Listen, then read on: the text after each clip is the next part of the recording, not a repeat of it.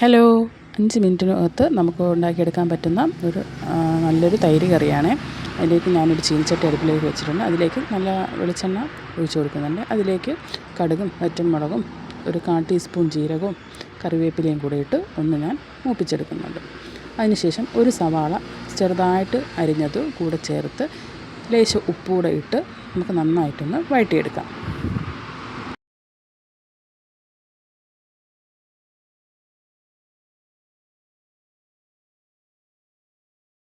ഈ സമയത്ത് നമുക്ക് ഇഞ്ചി വെളുത്തുള്ളി കൂടെ ചതച്ചത് കൂടെ ഇട്ട് കൊടുക്കാമേ. ഞാനിവിടെ മറന്നു പോയതുകൊണ്ട് പൊടികൾക്ക് ശേഷമാണ് ഇട്ട് കൊടുക്കുന്നത്.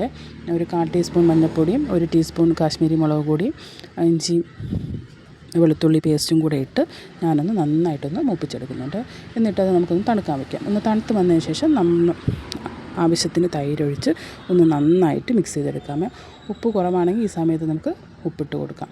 തീ ഓഫ് ചെയ്തിട്ട് വേണം ഇത് തൈരൊഴിച്ച് കൊടുക്കാൻ.